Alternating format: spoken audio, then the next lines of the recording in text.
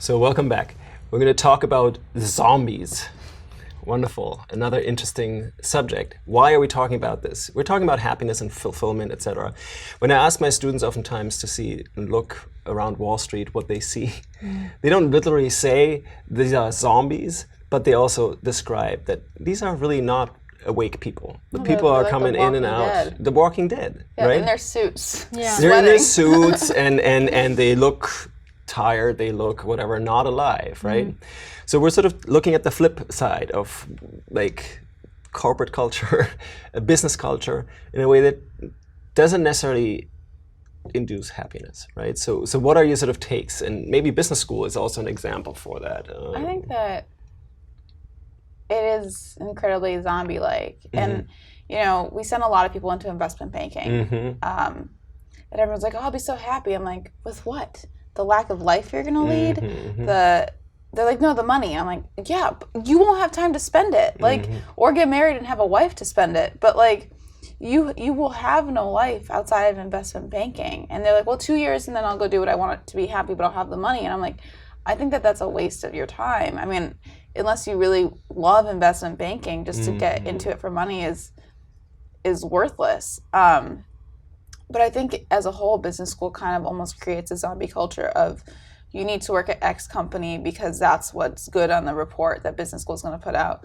You need to make X amount of money because we need to show that our grads make $120,000 plus the moment they graduate, whether you have 1 year of work experience before business school or 20. And you all almost develop a groupthink that it's very difficult because you're all sitting in a class. You've all been together now for 2 years, and you sit in a class that's supposed to be discussion based and based on your experiences and also what you've learned, but you realize that your thoughts are almost the same as all your classmates because it's while they're trying, especially at Georgetown, it's all about the whole person. While they're trying to develop the whole person, you still end up developing into the same person, and it's the same person who thinks the same way, and you develop the same skills. So while I think that business school was great for me because I came from Colgate with a history background, so I had no idea finance or accounting, and for me it was more about the hard skills. I do think at the end of the day, every business school produces the exact same human. Interesting. And that's maybe the kind of zombie you were saying, right? Right. Okay, what about you? Yeah, I mean, I definitely felt like a fish out of water in business school, and I don't want to contribute to this sort of cliched narrative of like capitalism and whatnot and kind of the pitfalls of that. But in business school, the three things that I felt really did not resonate with me intuitively that were so extremely like touted were always competition, productivity, and perfectionism. When you go into an interview, your weakness question is supposed to be that you're perfectionist because these are seen as good things.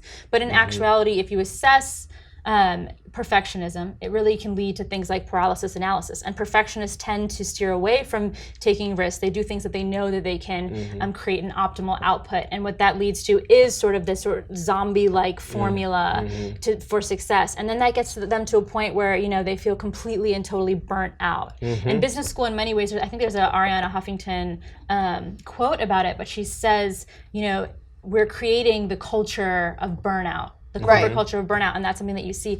And other outside perspectives are not really welcome. Competition, for example, is something that never resonated with me either. I'm not a competitive person, and I don't think that's a bad thing. We think being competitive is so amazing and so great, but sometimes succeeding at something doesn't mean that someone else can't as well. And as a collective, you guys can move forward. And you learn that in teamwork, like if, you know, having that cohesion propels you, whereas being competitive is not always conducive to growth. And so these are things that inherently did not resonate with me and that are very prevalent in corporate culture. And then also, we live in DC, and the number one question people ask you, which is very zombie-like, you feel like you're just, you know, a part of these like robotic people, is what do you do? They don't say, where are you from? What's your name? They say, hi, what do you do? And Well, I it's think like, they're expecting you to be on the hill. That's the big expectation. but it's also, what can you give to me? What can I get from you? I'm not a person. I'm a walking resume. This is what's expected of me. And I mean, it could be, they call DC ugly Hollywood for that reason, because everyone's on the hill and everyone wants to, you know. That's a power. Yeah, it's everyone power. wants It's all Access about to transactions. power, right? and everything seems so transactional and unnatural, and it just not conducive to kind of a collective evolution and open thinking. Well, I think going off of the competition thing, I love competition, and that might be because I grew up with a sibling who was so close in age to me and who did everything I did, and it made me crazy. I mean, we're really close now, but it took us a while to get there. And so competition was almost ingrained in me because I had to be better than her because I was the older sibling. You're older, okay. And if she was going to do what I was going to do, I was going to do it better. And so finally, I think around like 15, when I was 15, 13, my dad was like, we need to get them into different activities because they absolutely cannot get along. And I think it was because we were doing the same things all the time. But so I'm a hyper-competitive person. But I think that you have to walk that balance line of being able to be a team member and not needing to be me. Because in a team, there isn't, you all came up with this collective solution together, and there's always someone who wants to take the credit. And I think to that point, competition is so detrimental because as a team, it should be like, our workshop came up with this. Instead, it's like, well, I came up with this. And it's like, well, you just diminished all the work that went into you presenting this idea. Maybe you're the one presenting it. But 15 of us sat in a room for hours at a time, thinking up a plan, thinking up a solution, building out a deck. One of us built the presentation deck, and I guarantee you it wasn't the person presenting it.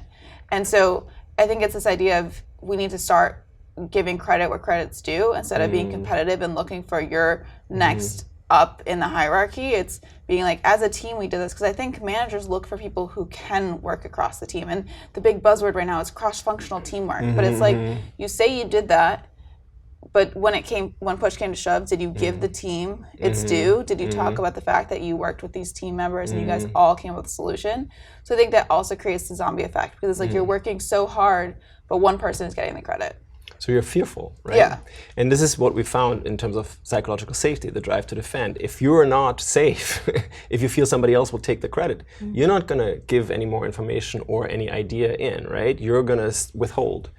You're going to step out. You're not going to bring your full person, your full whatever commitment or engagement to the place. So typically what happens is people just disengage. Yeah. They become zombies. They sort of don't bring their full humanity to the work. And whether it's competition that makes people learn and thrive, or whether it's collaboration, I think it's a mix of those, right? And how do you balance those? Because we do learn from others, and we can sort of benefit from that. The question is, what is the ultimate point? Is it you gaining status? Is it you being more powerful? Or is it overall that everybody flourishes? So I definitely want to add to this because the alternative narrative. My brother is a avid Burning Man. He goes to Burning Man. I'm not sure how familiar you guys are with Burning Man, but it's a social experiment, and it's a very artistic and creative event in the desert that brings about just astounding creativity.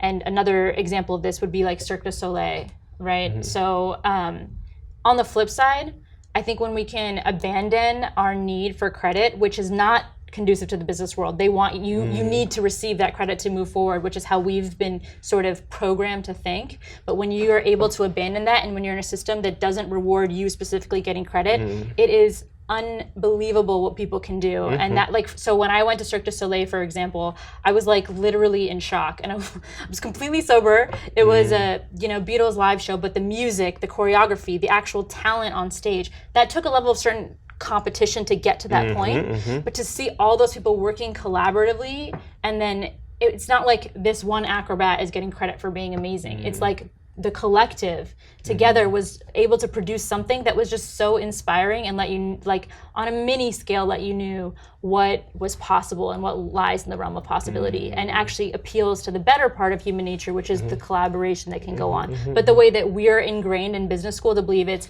you or this other person, not the two of you together, can really achieve something even far more remarkable, especially if you abandon the attachment to credit, which even I can't do. I need credit for things that I do because that's the way that I'm going to move forward.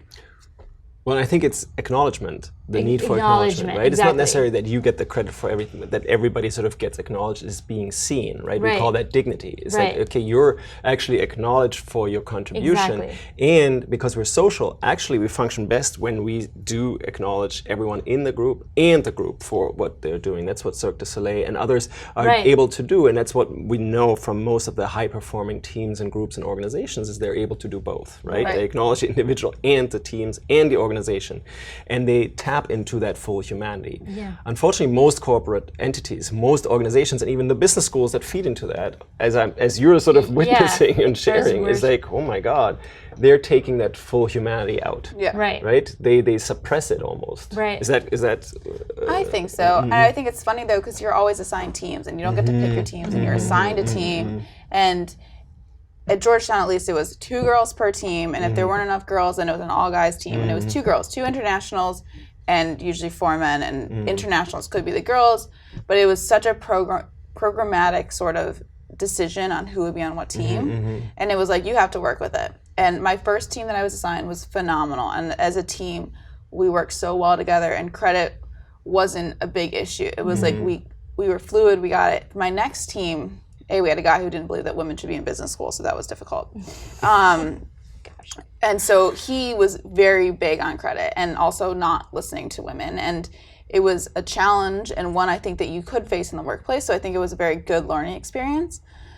But because credit was so important, we couldn't actually do well on group projects because he was like, well, this was my idea. And I was like, well, at the end of the day, if we're using it or not, we still have to get this group project done, and I would like to get an A in the class. And it was so difficult. And then I remember the final presentation, we had divided up the slides about who's going to present what. And in the middle of my other girl in the group's presentation, he cuts her off. He goes, I can say this better. And I was just like, oh my God. In the presentation. And I was like, guys, we're getting graded on the presentation.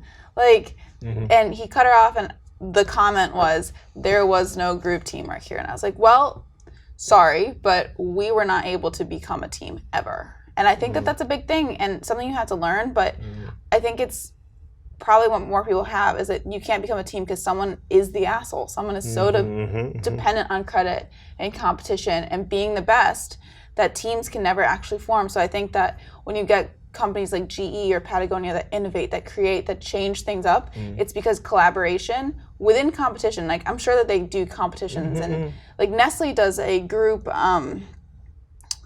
I think it's called like a innovation rounds or something. So the innovation team is always looking hackathons. Yeah, they're always looking to create new products. And so they pair people up in teams, they get to pick, and they create ideas, and then they present it to the executive board. So it's a competition, but it's also collaboration. And I think that's so vital to getting rid of zombieism, is like, here's your team, go fight, win, but also be a team. Right.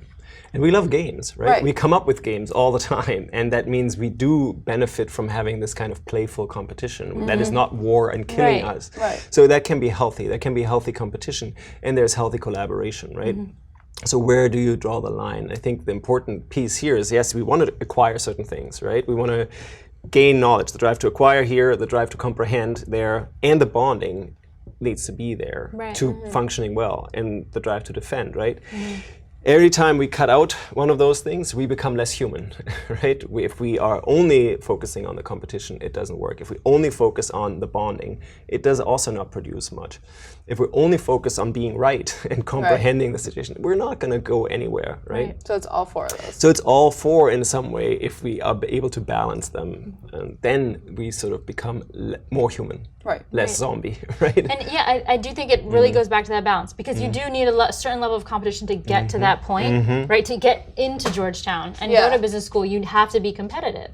But then think about the actual group project you did when you were saying that there was collaboration in your first project when you were assigned collaboration. Like, I'm sure the outcome from that was a lot more fruitful than just one person aimed at stealing the credit, which made all of the rest of the team also inevitably worried about like getting an A as well, and how that can really just bring down the morale because one person adopts that zombie-like mentality, and then everyone's sitting here trying to fight for their say. Like, someone got a portion of the presentation robbed from them, and then that's what leads to like a poor outcome.